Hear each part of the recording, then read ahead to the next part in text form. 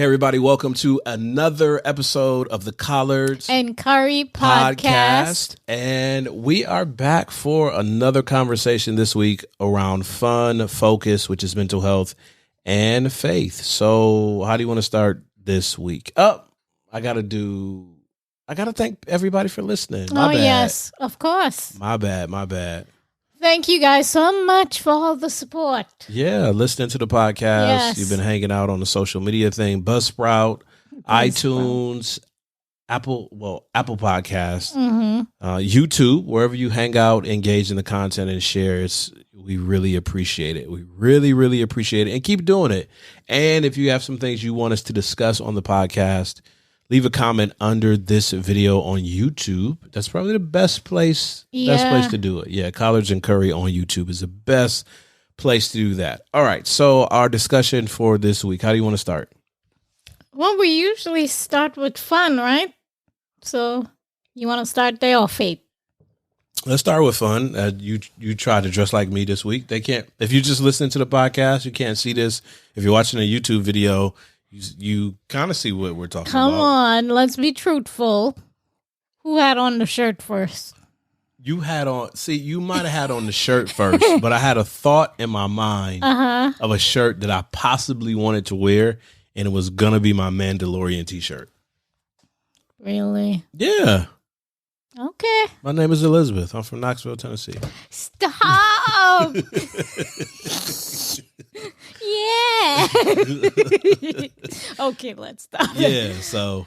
All right, so we're talking about Mandalorian. Mandalorian was Do we want to ruin it for people? We won't ruin it. We'll just put spoiler alert, Okay, though. Spoiler alert. Yeah. Let's take it, like they show previews of a show. We'll dance around it. We won't give all the details, of course not. Listen, Mandalorian was probably one of the best things to come on. I almost said TV, but it's not TV. No, it's Disney Plus.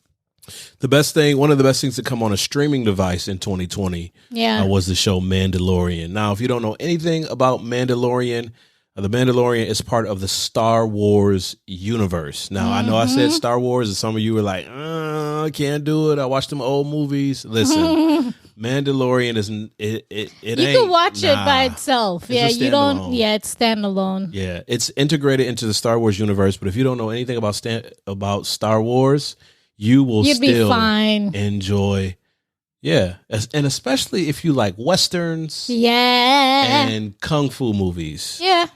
Yeah, because the director of The Mandalorian said that kind of the storylines and themes are based on the old westerns. Yeah, and I could tell, because I love westerns. So yeah, why you like westerns? I used to watch them with my dad when I was little. People like my favorite. What's your favorite? Clint Eastwood? Yes. Clint Eastwood. I'm not a fan of John Wayne. I did not I guess that was before my time. Yeah, I didn't really but Clint Eastwood, my favorite, The Good, the Bad, and the Ugly. I have to watch that movie every time it comes on. It's not that great. Okay.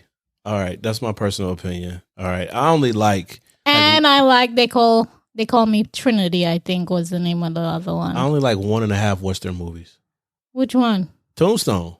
Tombstone might be the best Western movie, movie ever. It was really good. I have to give you that. But you can't beat Clint Eastwood. Yeah, I can. No. Oh, man. Like The Mandalorian, he was by himself. Okay.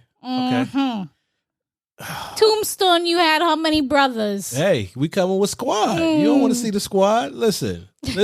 Like The Mandalorian, the story gets better when he gets a squad. Yeah. So... yeah, one of the things that I really liked about the show, I like Star Wars. Me too. I like, fantasy, because we're fiction. 80s kids. I mean, yeah, but that came out when Star Wars started.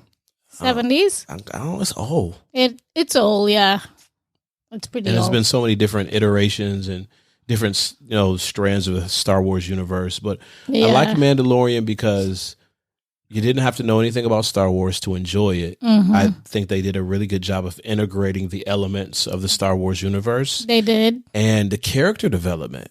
Man, I'm a big story narrative. So the character development you know a movie is good when the main character, if the main character does not find a cause that is bigger than themselves and transforms their journey, it's usually not going to be a good movie or book. And that's one of the key things that happens in The Mandalorian. His life is shifted because he finds a cause that's bigger than himself. Yeah, that's true. But there's also a huge fascination with everybody calling him Baby Yoda until we knew his name. We just gonna say it's Baby Yoda for now, and unless you didn't see it, And the thing about the marketing for The Mandalorian, Baby Yoda was a thing. Like even leading up to the show, they were teasing these.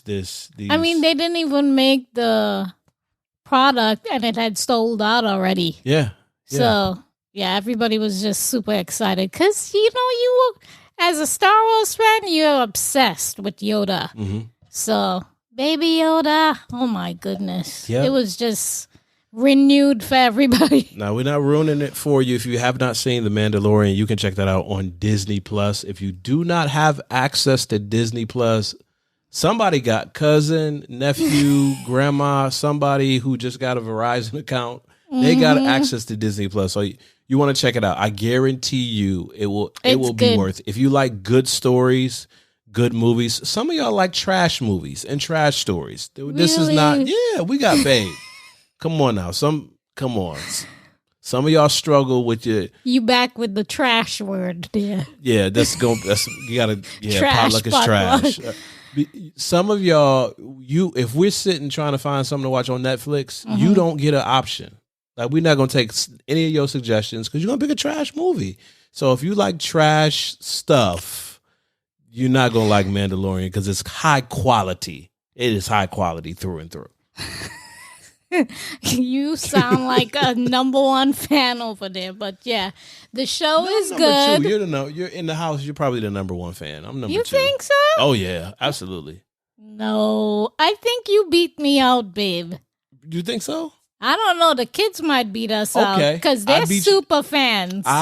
You're gonna say I beat you out for fandom in Mandalorian. Yeah, but you bought the deformed Baby Yoda from China. I didn't buy it. Oh gosh, that was hilarious. I didn't go on and order the Baby Yoda. You ordered the Baby Yoda. Well, I was hoping I was getting Baby Yoda. I don't know what that was. You got baby yogurt. That thing does not look like the box. Oh my gosh. That does not look like the picture. No, it was totally different. I'm surprised because I've bought stuff. Yeah. But this thing came straight from China, though. One of these eyes is not like the other. You are too much. Oh, my goodness. But anyway, moving on. Well, yeah, so I want to encourage people to watch The Mandalorian. It's a great show. You can use it for a whole bunch of stuff. You can use it for team development. You can use it to talk about one of the theories of communication is social penetration theory. And the theory talks about relationships grow as with depth and breadth.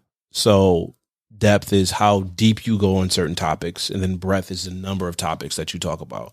So you see social penetration theory happening throughout The Mandalorian. You could use it to talk about conflict resolution. Wow. Just so many lessons that you could take from the movie and the show and apply.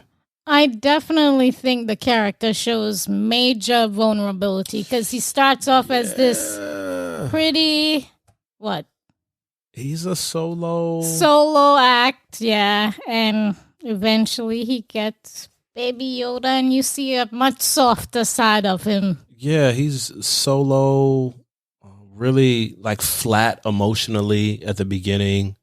He's not showing any emotion. Which is crazy because you're pulled to the character, but you don't see his face because he's in his suit for the entire thing.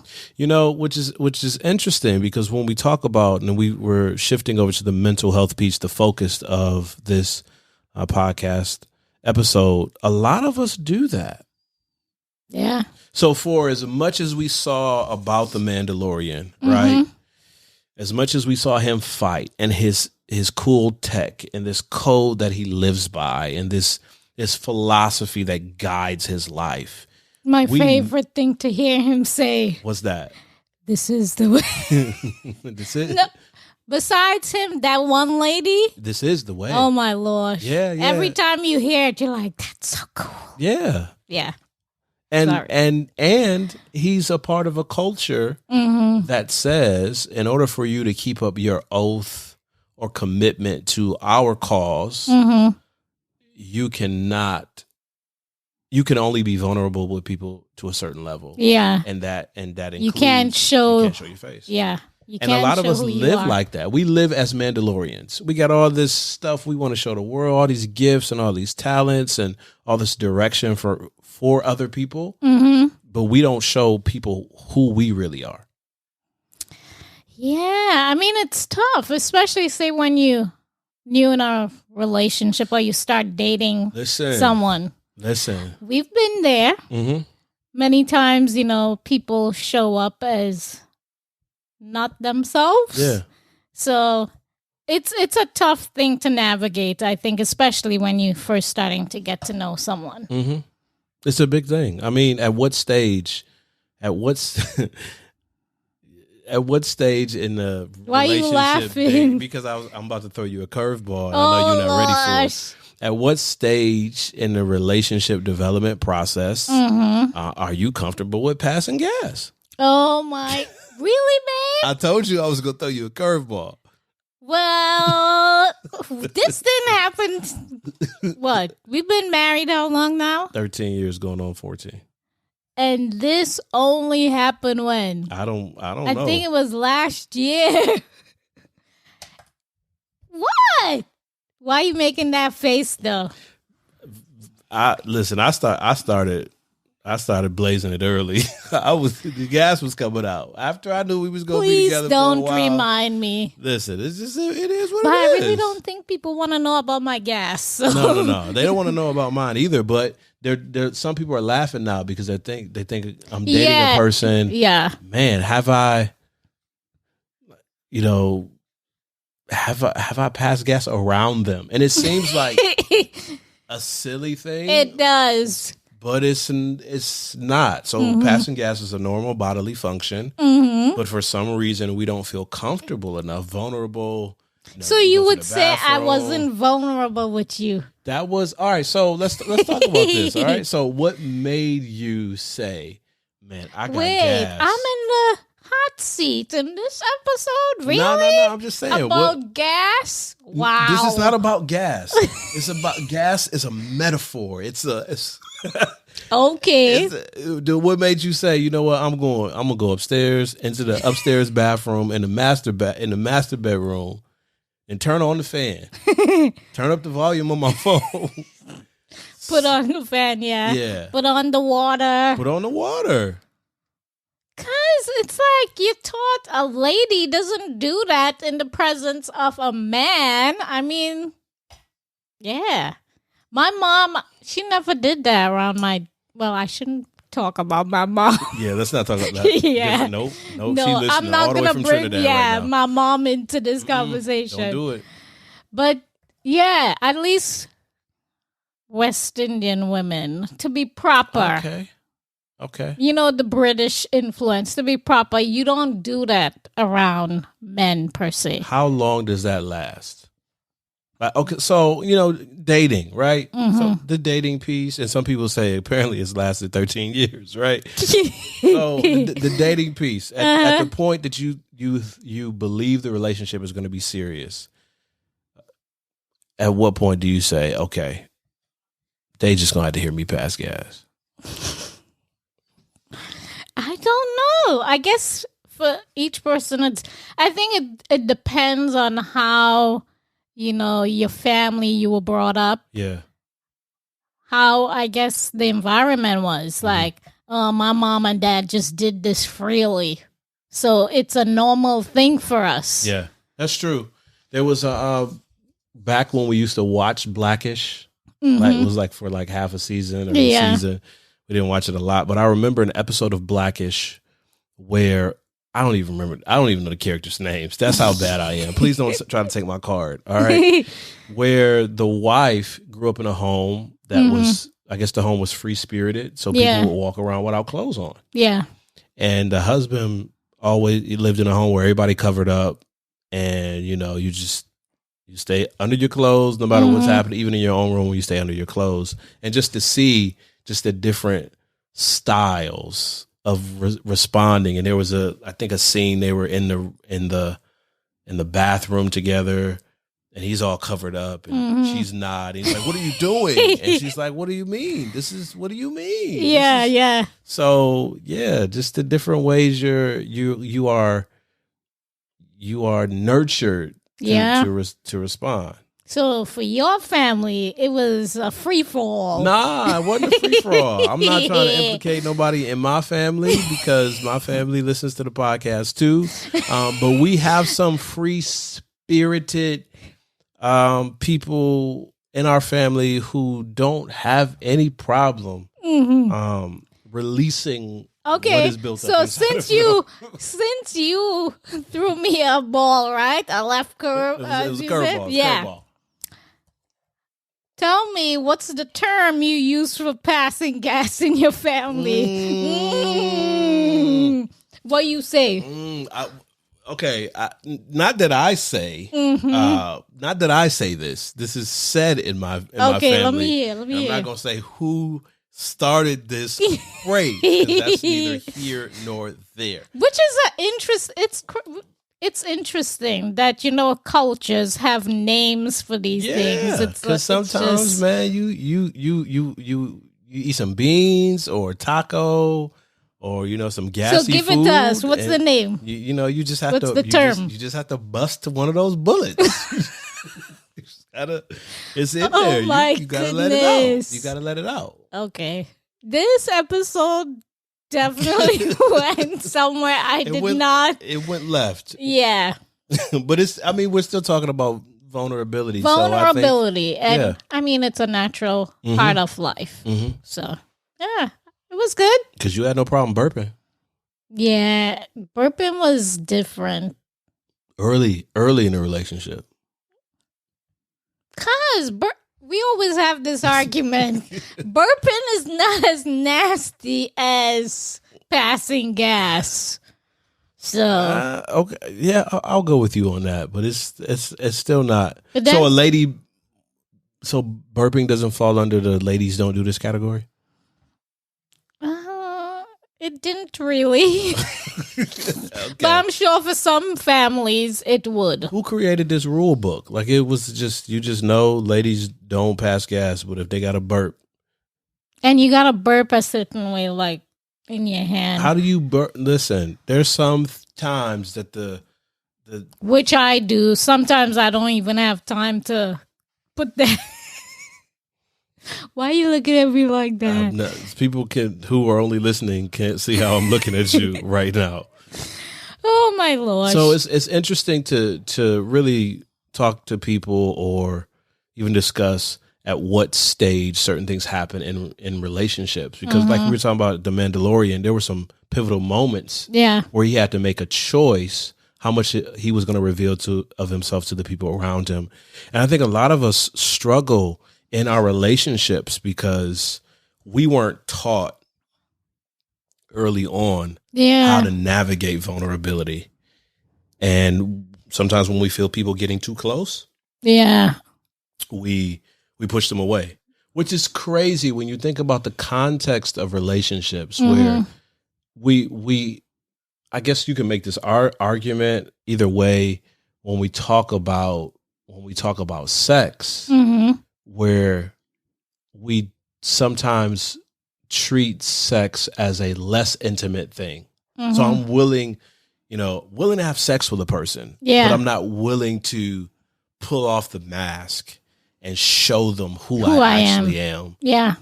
And then you sit in the chair, you're talking to the therapist or you're talking to your pastor, and you've never been vulnerable. And it's tough. I guess for me, I would say it really goes back to, like we said before, family systems. Yeah.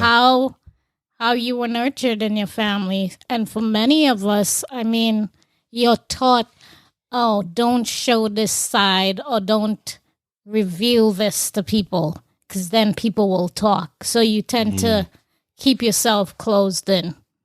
Yeah, that's a big thing in with Black families where, you don't talk about family business. Mm-hmm. Sometimes that's a manipulative phrase to keep people from sharing that they've been traumatized or abused. Sometimes it's just a lack of navigating vulnerability. It's a lot that goes into that phrase, so we can't just say it applies to one scenario. But I've heard that a lot. I've talked to people who's that phrase been used in their family a lot. You don't talk about family.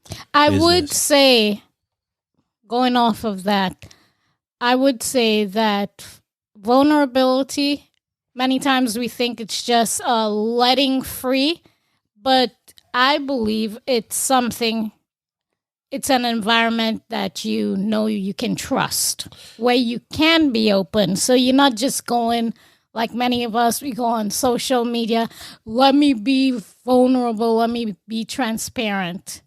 I think part of it is knowing it's a safe space that you can be yourself. And even with that, sometimes I feel that is the danger of it, right? The quality, the voyeuristic quality of vomiting this one story on social media, and not for resolve, not for help, not for support, but you literally want the likes and comments and shares to feed into, and it becomes a form of abuse toward your social circle when you just vomit the thing. Because I think we've been so prone to keep everything inside. Yeah. It's like, I just gotta do this. I just need to go on there. And I'm so upset. I just gotta put it all out there. Which is unique because we have what I like to call digital courage. So for people who drink, I call it liquid courage. Yeah. Liquid courage is you would not do certain things if you weren't if you weren't a little tipsy or all flat out inebriated. I think it's the same with social media. We get this digital courage. We're hiding behind a username, we're hiding behind a filter, we're hiding behind some created avatar, we're hiding behind geographic distance. I'm gonna say whatever I want to say about this particular scenario, and I know that there will be no repercussions. So I feel free to be able to do that. Yeah, I've had an experience. Say someone posted something on, I think it was Facebook, and I went to the person and ask how they're doing. And I guess that's one of the rules. You don't do that. No. It was like, the person reacted as if they were totally unaware of what I was talking about. But it just goes to show that, how crazy out here. What are we looking for? Sometimes in the things that we do, and we just spill the beans, I guess. Yeah, and they just kind of fall out. And then we go back into our often reclusive state of how we deal with things. And I find that happens transitioning to the faith piece in relationships with God. For people who are persons of faith who believe in God, I find that same sort of mask of vulnerability paradigm. It's like when we have these conversations with God, even when we pray, we come like the King James version of the Bible.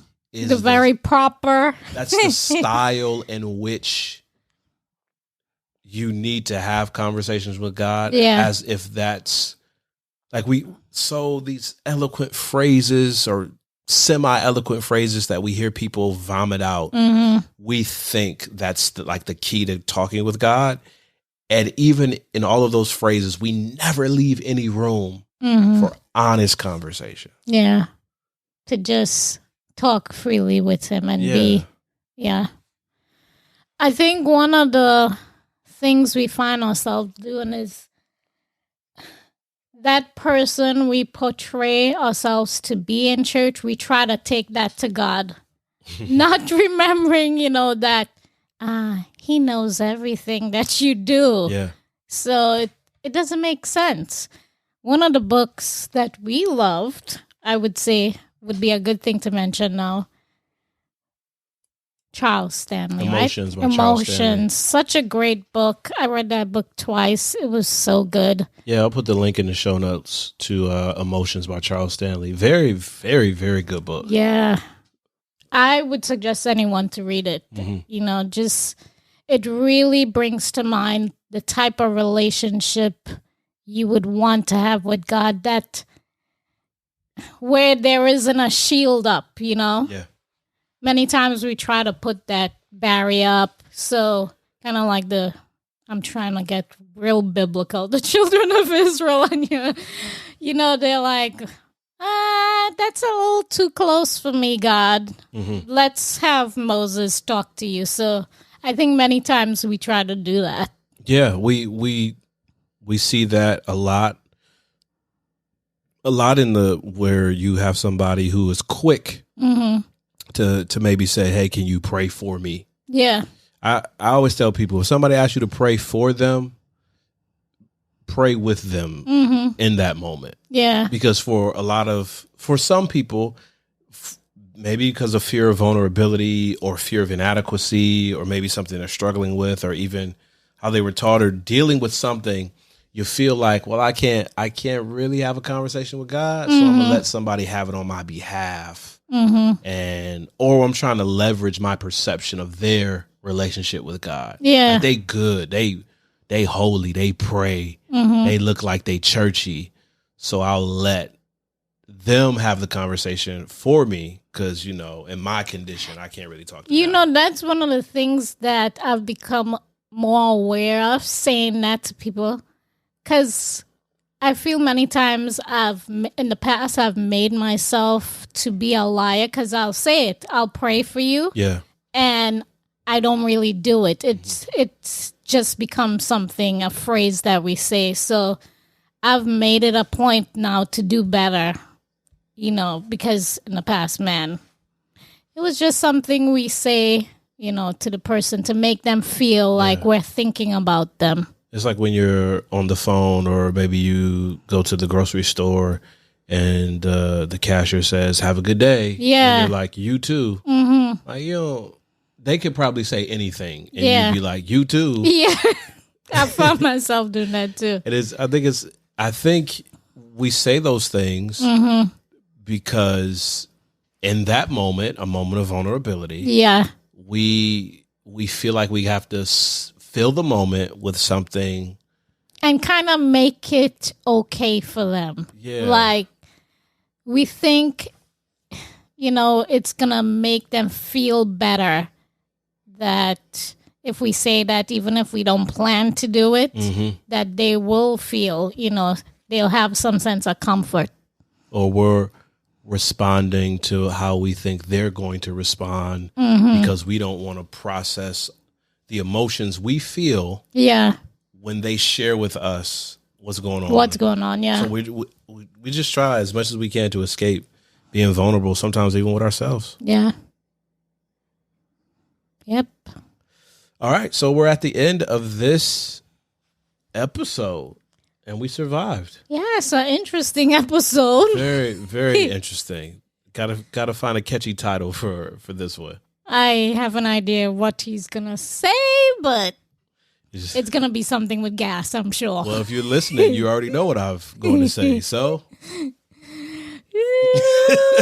we'll see y'all next time. Thanks for listening. Hit share and do all the things. All right. All right. Take care, guys.